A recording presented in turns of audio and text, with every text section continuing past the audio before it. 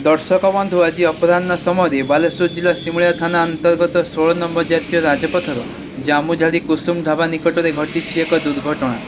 भारसाम्य हर जातीय राजपथ कड़क ओलटिला एक कंटेनर। अल्पके बर्ती गले गाड़ीर चालक। सूचनार प्रकाश कि कंटेनरटी बालेश्वर पटु भद्रक आड़क जाउथिबा समय भारसाम्य हर जामुझाड़ी कुसुम ढाबा निकट में ओलटि पड़ा सूचना मिली।